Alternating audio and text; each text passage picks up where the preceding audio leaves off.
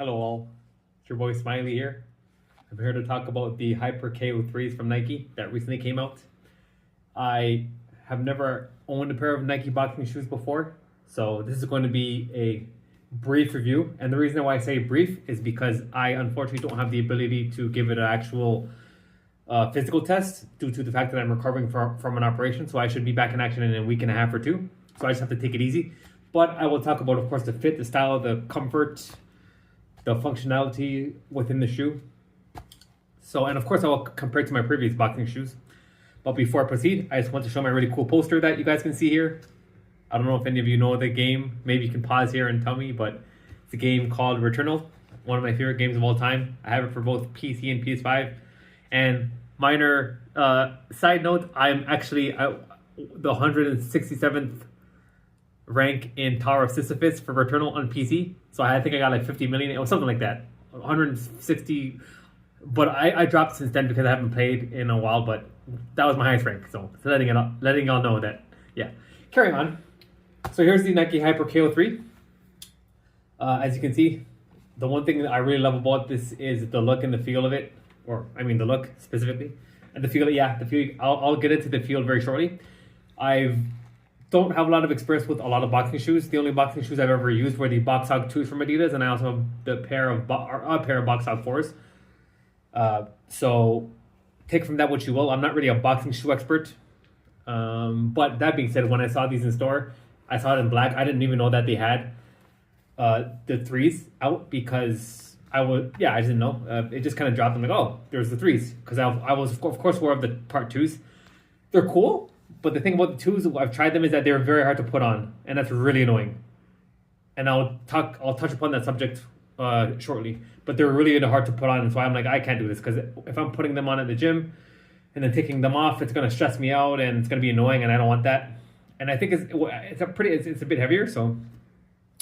But yeah, so I've never owned any other pair of Nike Hyperkos before. This is my first one. So when I saw these, I fell in love with the style, the look of it. And the one thing I really like is that they kept the Velcro from the Hyperko 1s. So that was really cool. I have only, as mentioned, ever used the Box Hog 4s. I've used these for a year and a half. Well, in total, I had another pair that got stolen, but I've used them total for 4 years, and I've not had no real issues with them, aside from the fact that, as you can see, this part kind of, it loses its stickiness, the glue. So when I'm sometimes boxing, I kind of fold it, and it's kind of annoying. But overall, I do like it.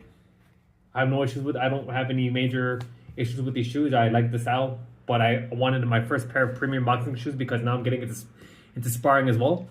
And so when I saw these shoes, I just fell in love with the look and the fact that they got orange as well. Orange is my favorite color. And as you can see here, I have the hit and move headgear as well in orange. So the face saver, which I can probably provide a review. If you're wondering, some of you might be wondering what size I want to hit and move. Size small. My head size is about 23 inches. So yeah, but I'm not going to touch upon that too much. So yeah, I fell in love with the style of this shoe, and I had to have it. I paid 2,300 crowns, so it's very, very, very expensive, but very nice looking. Okay, that out of the way. First thing I want to talk about is the sizing. Sizing is, of course, a common topic because you never really know, and I understand that many of you who are watching this might not have the ability to try these out in store. My size is 41, size 8. In the Adidas, I have them in 41 and 1/3, 1 3/4. Let me check my email here, actually. Or actually, just check the shoe tag. Duh. Yeah, so 41 and a half. So that's my, 41 and a half in French. US 8. They're US 8. They fit well. They fit nice. I like them. In these, I tried them in 41. They were really tight. I read reviews. The sizing, you should go up half a size. That's my recommendation. There's no 41 and a half, so I got 42. They fit nice. There's a bit of space in the front, but it doesn't bother me too much. So I want to get that out of the way. I know that's a very common topic. Again, the sizing. I'm a size 8, go up a size or half a size. I would have preferred 41 and a half. I don't know if it exists, but I'm letting you guys know.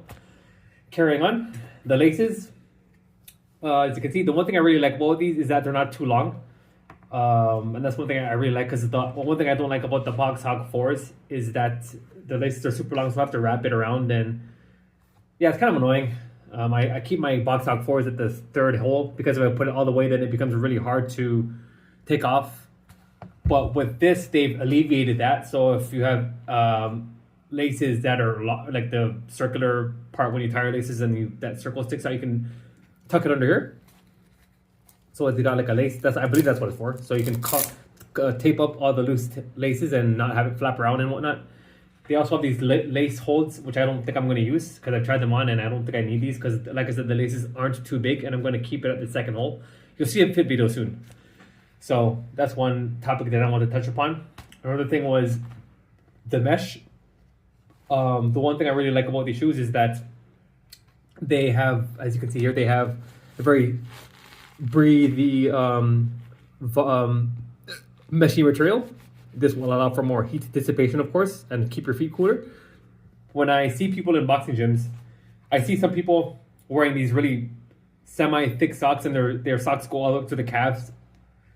To all the people who box, why do you guys wear these such long socks? I don't understand. Like, because my socks are really thin.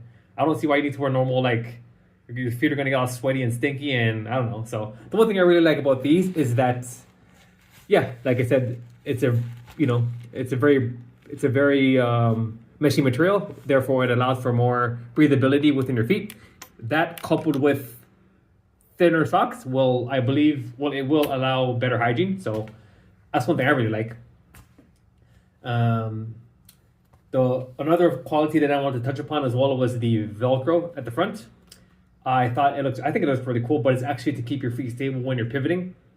So they brought that back because it was not on the Hyperko 2s. So, and you can tighten it a bit. I don't have any. I think I'm just gonna leave it as normal. You can of course extend the tightness, or if you want, but I'm gonna keep it as normal. I don't really think I need to modify it too much. Another quality that I believe this is for is this corner thing right here, is to help you pivot more securely when you're sparring with people. So, and I believe that's what this part is for. I saw it in another video. So, yeah.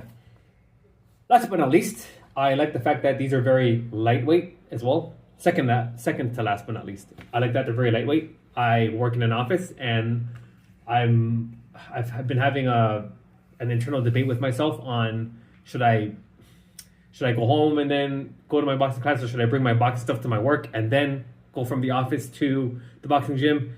The issue is, when you're bringing all that gear in the summer, it's hot, it's heavy. I want to keep my stuff as light as possible, and that's why I also want the lightweight hit and move headgear, which is one of the lightest headgear that you can buy. I want to keep my bag as light as possible. It's really annoying when you have to carry all the stuff. I carry my shoes, my boxing headgear, my groin guard, the gloves, of course, which I have 16 ounce gloves. Really annoying to carry. So, yeah, I personally don't like it too much. So, kudos to Nike for making these the lightest Nike boxing shoes so far. So, that's one thing I really, really admire about it. Another quality that I really like about these shoes is that they have a really strong arch support, and you can feel it. Like, when I first put these on, I'm like, whoa, these have really good arch support. Some people don't like it. I think it definitely has a much more deeper arch support than my Adidas Box Hogs.